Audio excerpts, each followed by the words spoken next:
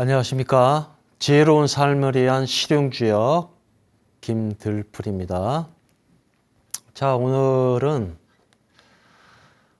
태풍 대과에 대해서 좀 알아볼 건데요. 한마디로 요약하면 과함을 이기는 지혜. 이게 과하다. 어떻게 하면 이 과함을 우리가 이겨볼까 하는 이런 지혜를 주역에서 한번 찾아보도록 하겠습니다. 먼저 이 태풍 대과는요, 위는 연못이죠. 그 다음에 아래는 바람이죠. 이렇게 두 개가 합쳐진 건데요. 이게 잔잔한 못에 바람이 불고 물결이 크게 일어난다. 이게 대과란 정상에서 크게 벗어났다, 지나치다는 얘기입니다. 우리가 지나쳤을 때 지나침을 어떻게 이겨내야 되는 건지 한번 알아보도록 하겠습니다. 먼저 태풍 대과의 본문을 읽어볼 텐데요. 대과는 동요, 리유, 유왕형이라. 자용 백모하면 무구하고 고양생제 노부득 기어쳐 무불리하다. 동요, 흉이다. 동룡하면 길하고 유탈인하다. 고양생화 노부 듣기에 사부 무구하고 유예하다. 과섭 멸정하면 흉하고 무구하다. 이게 본문입니다. 이 본문을 한번 해석하고 풀이를 해보겠습니다. 크게 지나치면 대들보가 휜다. 나아감이 이롭고 형통하다. 자리를 까는데 흰 띠를 쓰니 허물이 없다. 마른 버들이 싹이 나며 늙은 지아비가 그 아내를 얻으니 이롭지 않음이 없다. 대들보가 휘면 흉하다. 대들보가 높으니 길하다. 하지만 다른 것을 두면 인색해진다. 궁색해진다. 마른 버들이 꽃 피며 늙은 지아비가 젊은 남자를 얻으니 허물은 없으나 명예도 없다. 지나치게 물을 건너다 이마까지 물에 빠지니 흉하나 허물은 없다. 자, 본문과 해석도 둘 다 어렵죠. 그래서 태풍 대과에서 말하는 지혜의 핵심적인 걸 한번 우리가 쉽게 한번 알아보도록 하겠습니다. 자, 시작부터 무리하면 휜다. 이게 너무 지나쳐서 대들보가 휘었다. 하지만 적극적으로 대처해 나가면 이롭고 발전해 나갈 것이다 라는 그런 뜻입니다. 그럼 사례를 한번 볼까요? 너무 지나치게 나이 먹고 운동을 하면 이런 일이 일어납니다. 탈장. 운동을 너무 심하게 하면 장이 탈장이죠. 학문으로 장이 빠져나오는 겁니다. 그래서 연세가 있고 나이가 많고 갑자기 운동을 무리하면, 그래서 헬스클럽이나 이런 데서 근력 운동하다가 탈장된 사람들이 굉장히 많습니다. 너무 지나치면 안 된다. 우리가 건강으로 봐도 지나치면 안 되는 거죠. 그 다음에 회전근 개파열. 어깨 힘줄이 끊어지는 거죠. 50견. 그러니까 50 이상부터는 이게 아무튼 운동 같은 거 굉장히 조심해야 돼요. 그래서 우리가 머리로 이렇게 팔을 올렸을 때 어깨가 찌릿찌릿하다? 아, 이거면은 이 회전근개파열이 왔을 가능성이 있다. 병원에 가야 된다. 그래서 수영도 할 때도 가장 많이 생긴다. 이 회전근개파열이. 무리하면 안 되는 거예요. 지나치면 안 되는 겁니다. 이 햄스트링 부상이라고 그래서 허벅지 뒤쪽의 근육이 찢어집니다. 스쿼드라고 하죠. 요즘 이 허벅지를 키우기 위해서 스쿼드를 많이 하는데 이것도 과도하게 하면은 부상이 생길 수 있다. 디스크 마찬가지죠. 이 모든 게 지나치게 운동을 하면 이런 질병들이 생기고 부상이 생길 수가 있는데 모든 게 마찬가지죠. 먹는 것도 과식을 하면 문제가 생기는 거고요. 운동도 물론이거니와 일도 과도하게 해도 문제가 생기는 겁니다. 특히 젊은 친구들은 잠을 안 잡니다. 잠을 안 자. 옛날에 우리 어머님이 한 얘기가 있어요. 공부하다가 죽은 사람 못 봤다. 그렇지 않습니다. 공부하다가 많이 죽습니다. 특히 이 학위를 석사, 박사학위 딸 때요. 1년, 2년, 3년은 잠도 못 자고 집중하고 그러다가 자율신경계가 무너집니다. 그리고 죽는 거예요. 이게 잠잘 시간이 있는 겁니다. 음이 양으로 바뀌고 양이 음이로 바뀌고 음인 시절에 양으로 어둠의 에너지를 끌어당기면은 분명히 청구서가 날아옵니다. 건강으로 날아오죠. 죽는 거예요. 고문 중에 제일 힘든 고문이 잠을 안 재우는 고문입니다. 잠 잘 자야 됩니다. 젊은 사람들은 잠을 잘 자야지 나중에 분명히 청구서가 나이 먹어서 돌아온다. 지나치면 안 되는 거죠. 자, 고목에도 싹이 돋는다. 주역에서는 이런 얘기를 하죠. 나이 든 지아비가 어린 부인을 맞으면 이롭지 않음이 없다. 자, 이 KFC라는 이 수염난 할아버지, 뭐 전 세계적으로 있죠. 할랜드 샌더스라는 분인데요. 62살에 창업을 했습니다. 62살에.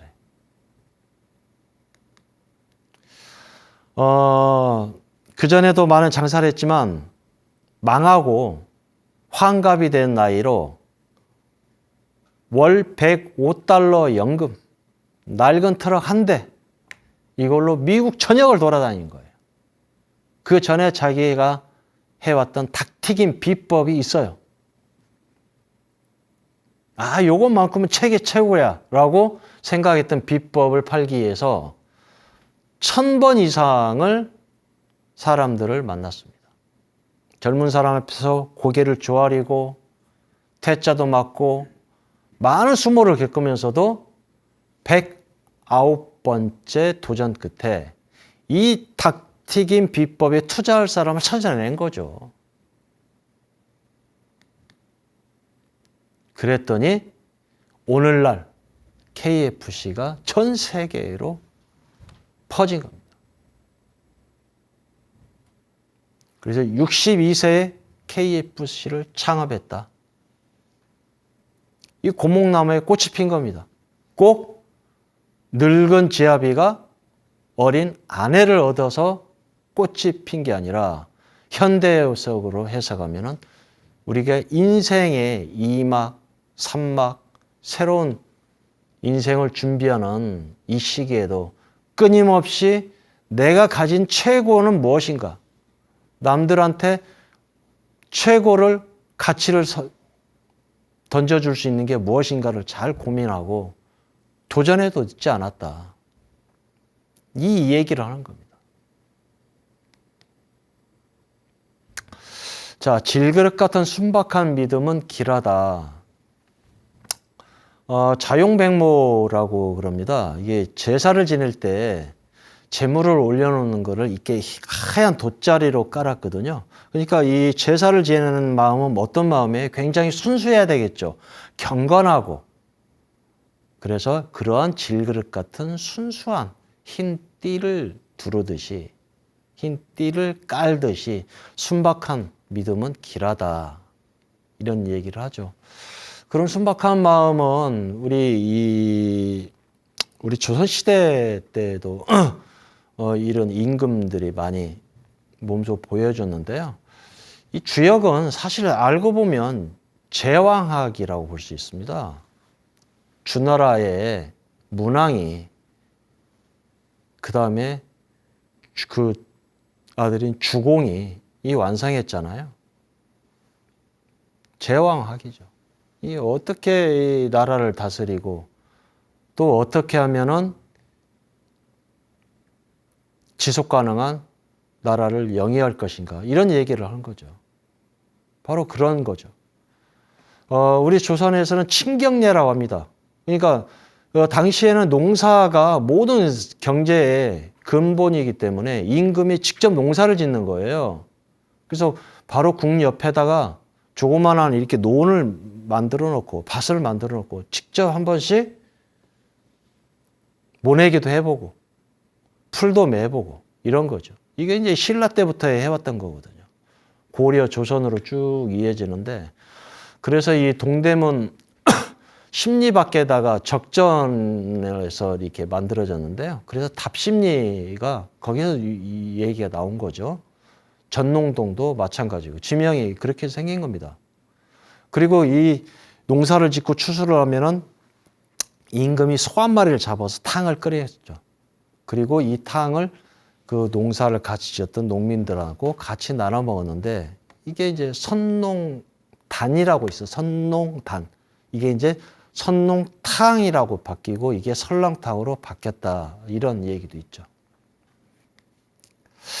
때로는 과함도 이롭지는 않지만 허물은 없다. 이게 지나치다라는 얘기는 이롭지는 않죠. 하지만은 나쁘다는 게 아니고 허물은 없다. 이 얘기 무슨 얘기냐? 이게 자신의 책무를 다하려다가 어려움을 당한 것이니 이롭지는 않지만 허물은 없다라는 것이죠. 자, 지나치지만은 허물은 없다. 이 우리가 건강으로 한번 볼까요? 이독제독이라고 합니다. 실제로 우리 면역력이죠. 체내 면역력, 저항력인데 이런 면역력을 기르기 위해서는 실제로 스트레스가 필요합니다. 적당한 스트레스. 그 다음에 적당한 독성 물질이 들어가 줘야 돼요. 그러니까 하우스 안에서 아주 온실에서만 자란 사람, 그렇지 않고 감기도 몇 번 잘 걸리고 한 사람, 어떤 사람들의 면역력이 좋을까요? 적당한 독성 물질도 침투해야 되죠. 제가 이제 논문을 분석해서 기사를 많이 쓴다고 했잖아요. 아토피 환자가 미국에서 네이처에 발표된 게 있어요. 뭐가 있냐면 이 아이들이 시골 아이들과 도시의 아이들이 아토피 발생률이 시골 아이들이 적다는 거죠. 그래서 역추적에서 조사를 해봤더니 도심 속에 사는 아이들은 많은 독성 물질에 접촉을 하지 않다는 거예요. 먼지랄지 아니면 뭐 많은 이런 뭐 곤충이 뭐 풀벌레가 뭐 물다든지 이런 것들이 거의 없다는 도심에서. 근데 시골에 사는 아이들은 그런 게 자주 접하다 보니까 면역력이 올라갔다. 뭐 이런 논문도 나오고 그렇습니다. 그래서 이 독성 물질도 이게 치명적으로 이렇게 부담 주지 않는 양으로 이렇게 몸에다 주면은 이게 세포가 이게 방어 분자들을 만들어내거든요. 그래서 심지어는 이제 기존에 이제 송산된 이 세포까지도 다시 복구도 하고 그렇습니다. 그렇듯이 적당한 과함, 지나침은 크게 이롭지는 않지만 허물은 없다. 근데 우리가 이독제독은 바로 이런 부분에서 이롭다까지도 우리가 확대해서 해석할 수가 있는 것이죠. 그리고 이제 호주 퀸즐랜드 대학교에서 이제 이 연구를 한 건데요. 개미 독으로 진통제를 개발한 거예요. 개미 독으로. 이게 우리 그 봉침이라고 그러죠. 벌침. 이게 똑같은 개념인 거죠. 개미 독으로 진통제를 개발했다. 그래서 이 흑색종 종양세포, 그러니까 이 피부암이죠. 여기에 이제 대부분을 파괴했더라. 실험쥐에다가 테스트를 해보니. 그런데 정상 세포는 영향이 별다른 영향을 받지 않았다. 이제 이런 것이죠. 자신의 그릇에 맞게 몸을 낮추고 이게 겸양이죠. 그 다음에 가볍게 움직이지 않으면, 절약하면 크게 과오를 피할 수 있다. 큰 과오를. 자, 이번에는 지택님, 다스릴님이죠. 정치의 본질은 무엇인가? 정치의 본질은 무엇인가에 대해서 알아보도록 하겠습니다. 자, 위는 괴상을 보면 땅이죠. 아래는 연못이고요. 땅 속에 물이 가득하니 곧 새로운 시작을 얘기하는 거죠. 이게 여러 사람 위에 있는 지도자의 상을 얘기하는 거죠. 산이 우뚝 솟아 있으니까. 자, 지택님에 대한 본문을 한번 알아보겠습니다. 님은 원영리정하고 지우 8월이면 유흥이다. 함님하면 정하고 길하다. 함님하면 길하고 무불리하다. 감님하면 무유리하고 기우지하며 무구하다. 지림하면 무구하다. 지림하면 대군지의하고 길하다. 돈님하면 길하고 무구하다. 자, 본문을 알아봤고요. 이번에 풀이를 한번 알아볼까요? 임은, 다스릴 임은 변화의 순리를 따른다. 그러나 8월에 이르면 흉하다. 마음을 다한 다스림은 그 끝이 길하고, 마음을 다한 다스림은 그 길하고 허물이 없다. 달콤한 마음으로 다스리니 이롭지 않다. 근심하여 고쳐나가면 허물이 없다. 지극정성으로 임하니 허물이 될 것이 없다. 지혜롭게 임하니 대군의 마땅함이 길하다. 돈독한 마음으로 임하니 좋고 또 이롭다. 자, 어떤 거는 좀 알아듣겠고 어떤 거는 여전히 어렵습니다. 본문도 어렵고 해석도 어렵고. 역시나 이 지택님도 이게 핵심적인 이 내용을 가지고 쉽게 한번 알아보도록 하겠습니다. 사람의 일생에는 다스림이 존재한다. 임은 변화의 순리를 따른다. 그러나 8월에 이르면 흉하다. 이런 얘기가 나오죠. 자, 순리인데요. 순리.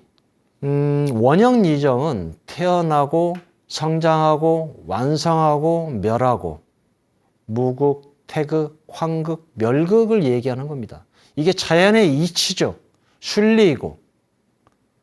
그런데 여기에서 이 무슨 얘기를 하느냐. 위기는 기회입니다. 또 기회는 위기인 거고요. 대부분 이 부동산이 그렇거든요.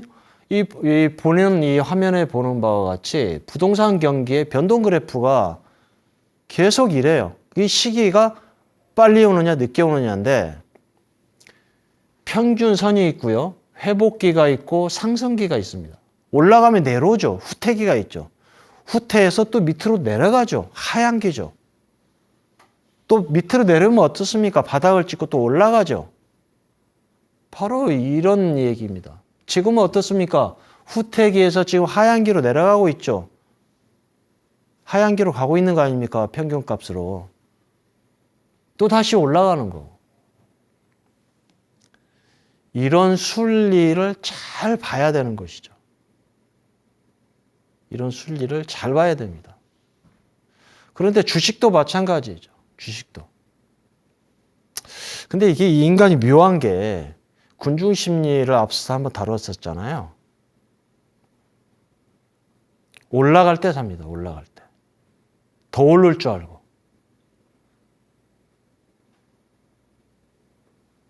떨어질 때 사야 되는 거죠? 안 되죠. 주식도 마찬가지예요. 이게 군중심리가 그렇게 작용해요. 조만간 바닥을 쳤을 때가 이때 사야 되는 거죠. 이때. 계속 떨어질까 봐 안 사는 겁니다. 우리가. 근데 이때 잘 봐야 되는 거죠. 이런 순리를 잘 보고 위기는 기회고 기회는 위기다. 그림에 보는 바와 같이 변방에 있는 늙은이가 노인이 말을 보고 있는 거죠. 우리가 세옹지마라고 합니다. 세옹지마. 이 세옹지마가 바로 이 변화에 대한 순리를 아주 잘 얘기해 주고 있어요. 음과 양의 변화. 양이 음이 되고 음이 양이 되고. 변방에 한 노인이 아주 멋진 말을 키웠다는 거 아닙니까? 근데 이 멋진 말이 도망간 거예요. 어느 날. 그랬더니 주위에서 얘기하는 거죠. 아니 그 좋은 말을 잃어버려서 어떻게 합니까? 마음이 서운하시겠어요. 그랬더니 이 노인이 얘기합니다. 혹시 압니까? 더 좋은 일이 있을지? 그랬더니 어떻게 됐습니까? 도망 나갔던 말이 암말을 데리고 온 거예요. 순말이 나가서. 어떻게 돼요? 좋아졌죠?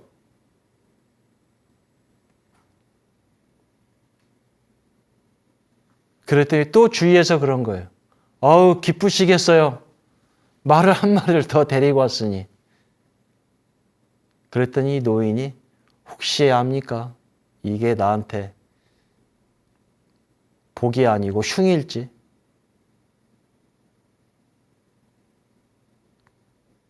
그 뒤로 애지중지하던 아들이 있었는데 이 아들이 데리고 온 말을 타다가 말에서 떨어져서 낙마를 해서 큰 부상을 입은 거예요. 큰 부상. 그럴 때 또 주위에서 얘기하는 거예요. 아니 아들이 다쳐서 어떻게 합니까? 혹시 압니까? 좋은 일이 있을지. 전쟁이 일어났죠? 모두 징병이 됐지만 부상당한 아들은 끌려나가지 않았죠. 이렇습니다. 세상이 이래라는 게.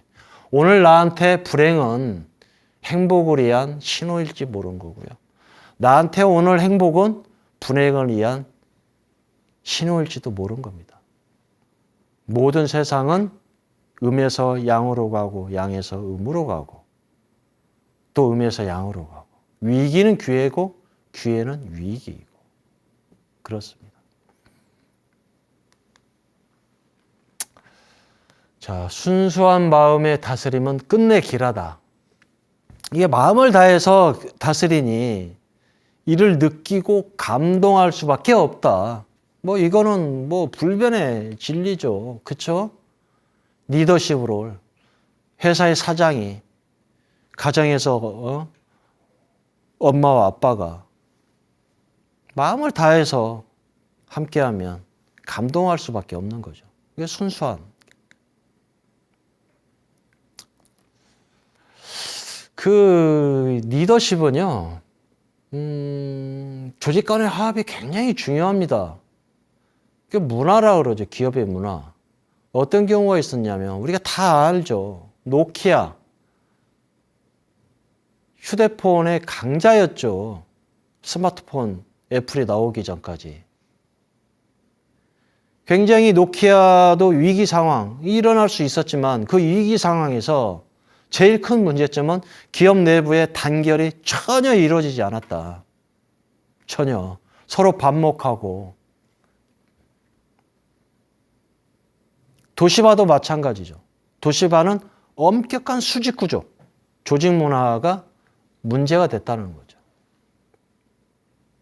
GE, 제너럴 일렉트로닉, 이 에디슨이 만들었다는 미국의 자존심 아닙니까? 전자 제품 회사. 중국에 팔렸잖아요. 중국에. 전혀 소통이 없었다는 거 아닙니까? 조직 간에. 이런 리더십이 몰락이 원인이 된 거죠.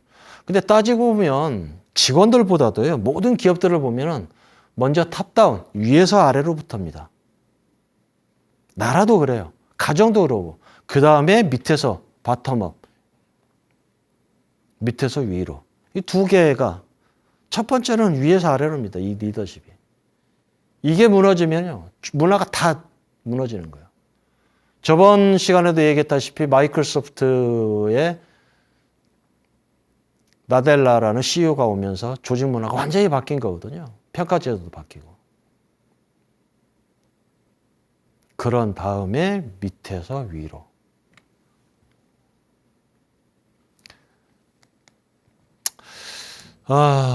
이 펜길스타인 교수가 이런 얘기를 합니다. 실패하는 CEO 7가지 습관을 얘기해요. 7가지 정도. 물론 많이도 있고 적게도 있겠죠. 근데 이 다 맞는 얘기예요. 한번 하나씩 알아볼까요? 장애물을 과소평가한다. 장애물을. 이 정도쯤이야. 이 정도쯤이야. 장애물은 분명히 생기거든. 이 장애물을 어떻게 극복할 것인가. 이런 게 문제인 거죠. 두 번째, 이게 제일 문제인 것 같아요. 과거의 성공 방식에 지나치게 집착한다. 연세 드신 CEO들이 혁신을 못하는 이유가 가장 큰 게 이 부분이에요. 자신이 예전에 성공했던 방식을 절대 놓지 않습니다. 그걸로 돈을 벌어봤거든요. 성공해봤거든요.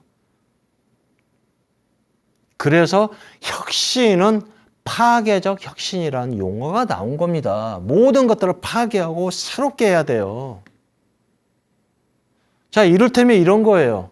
IMF가 없었으면 가산 디지털 단지, 구로 디지털 단지 없었습니다.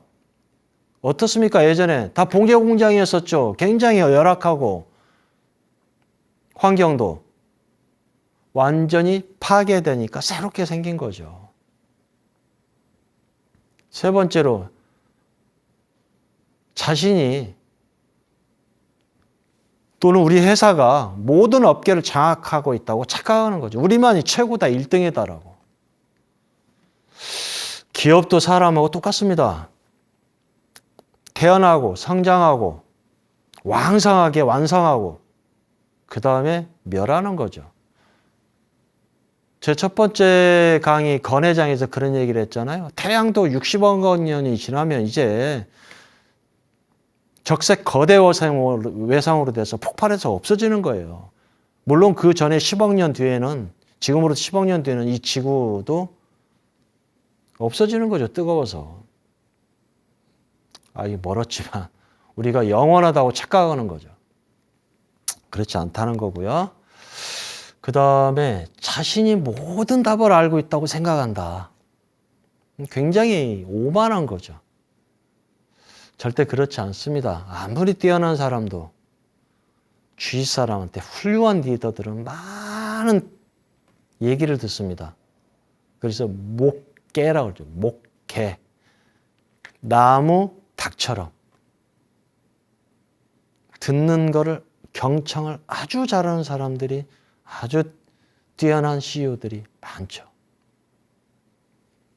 모든 답을 내가 아닌 타인이 알고 있다라고 생각하면 경청의 자세가 될 것이다. 그리고 본인의 의견에 반대하는 사람은 무조건 쫓아낸다. 이건 말할 것도 없죠. 가만히 있어 달콤한 충신이 아닌 간신만 옆에 두는 이런 것들이죠. 언론에 노출되는 것을 지나치게 즐긴다. 자랑하는 거죠. 물론 인간이라는 게 과시욕은 있습니다. 정도껏, 과유불급. 우리가 지난 시간에 알아봤던 것처럼 그런 거죠. 그리고 본인과 회사를 지나치게 동일시한다. 내가 곧 회사다. 회사는 곧 나다. 나 아니면 이 회사 안 된다. 이런 것들이. 물론 이게 이제 자존감일 수도 있는데요. 지나치게 동일시한다. 지나치다. 대과죠, 대과. 얄팍한 술수의 다스림은 끝은 불리하다. 그러니까 감언이설로 임하면 이롭지 않다라는 얘기를 하는 거예요. 직원들한테 대하거나 주위에 있는 사람들한테 대하거나 어떤 조직, 단체, 친구, 모든 관계죠. 연인 간의 관계도 마찬가지죠. 달콤함은 우리가 이 달콤한 사탕이나 이런 거 먹어보잖아요. 그 순간뿐이잖아요. 오래가지 않는 거죠. 영화, 이제 지나간 영화니까 이 불안당이라는 곳에 굉장히 좋은 얘기가 있어요. 말을 믿지 마라. 상황을 믿어라. 말이라는 건 믿을 게 못 되죠.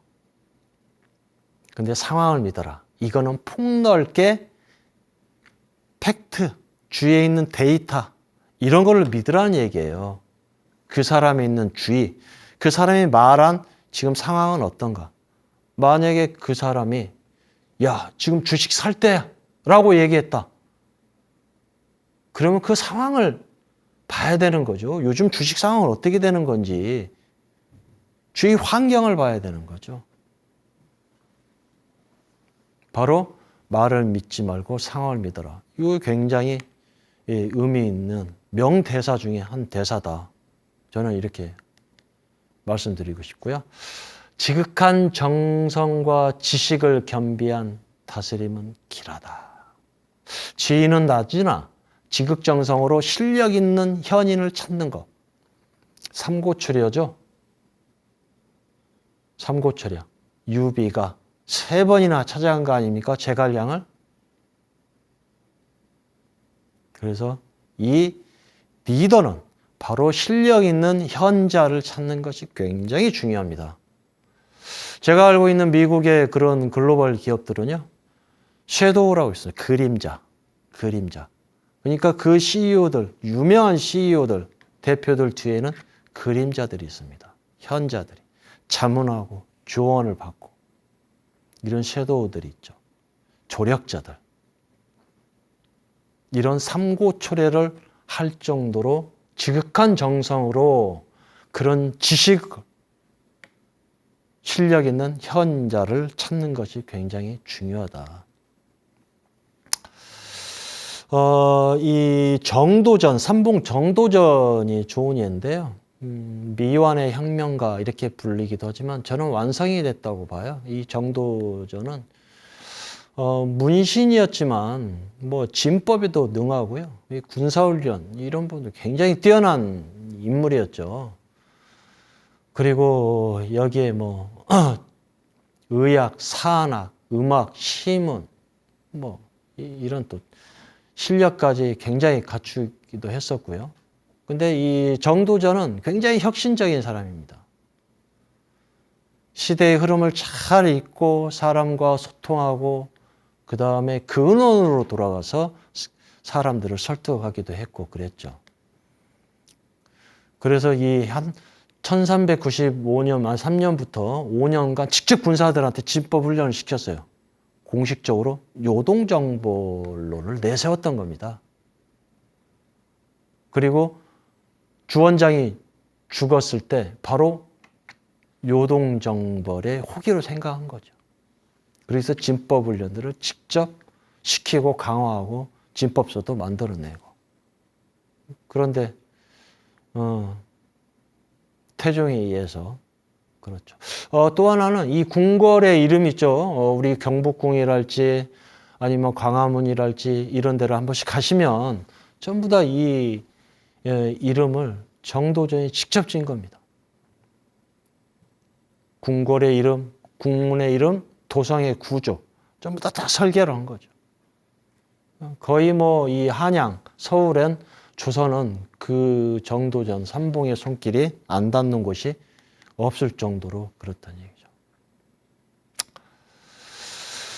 자, 지택님에서 배우는 지혜는 그렇습니다. 이 권력이라는 거, 정치라는 거, 리더십이라는 거,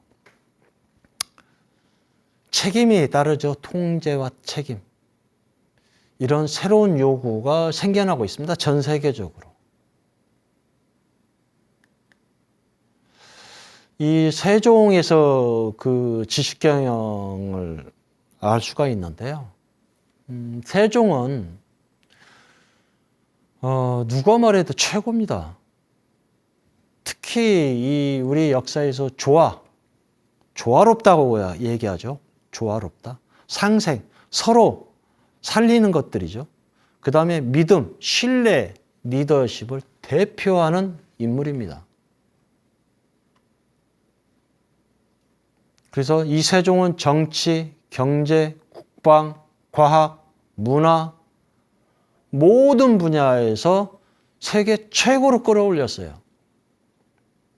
일본에서 나온 책이 있습니다. 15세기. 당시 15세기에서 조선은 세계 최고의 과학기술 문명국가였습니다. 그 기술만 봤을 때도 중국을 뛰어넘었고요. 일본은 따라오지도 못했습니다. 그런데 이 모든 일은 세종 혼자 했느냐? 그렇지 않죠. 많은 사람들이 참여했죠. 서로 교감하고. 이 세종의 너그러운 마음과 더불어서 지혜롭고 조화로운 이런 지식 경영이 만들어낸 거죠.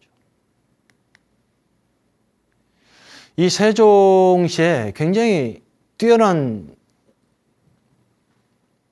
성과가 있는데요. 이 세종이 직접은 아니지만 세종 당시에 세계 최초로 겨울에 온실하우스를 만들었습니다. 동절양채라 그래요. 겨울동. 겨울에 채소를 길러 먹었다. 실제로 하우스를 만든 겁니다.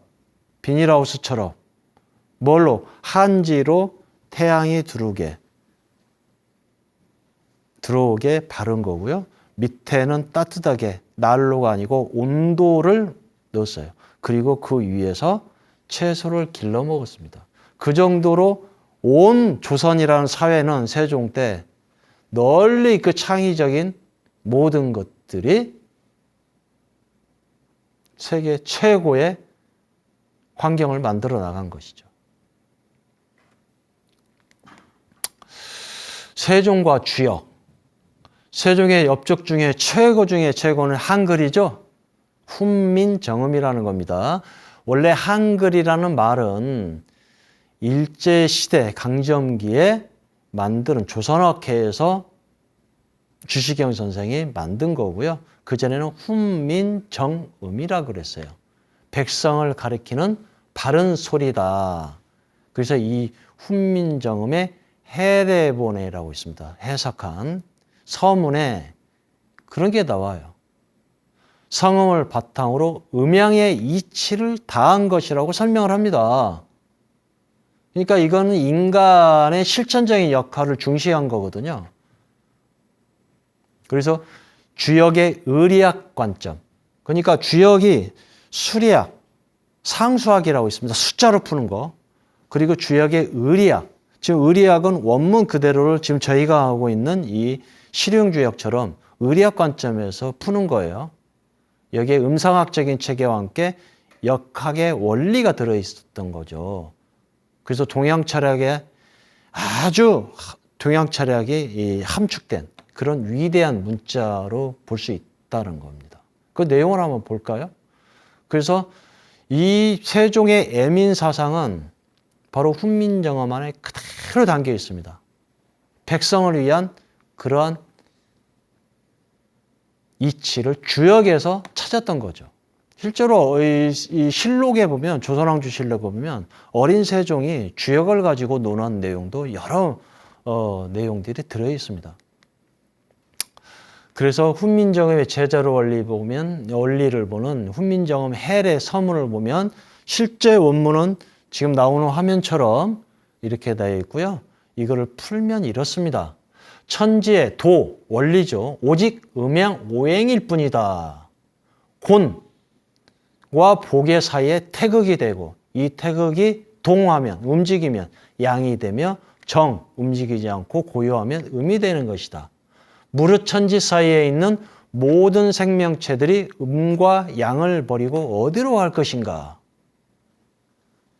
그러므로 사람이 소리도 모두 음양의 이치가 있는 것인데 사람이 살피지 못할 뿐이다.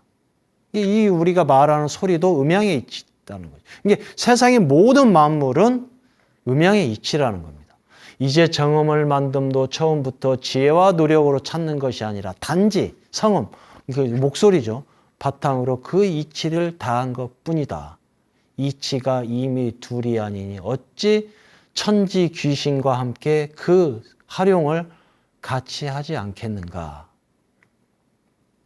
서문에 나와 있는 내용입니다. 모두 주역의 이치와 원리가 그대로 담겨져 있는 거죠.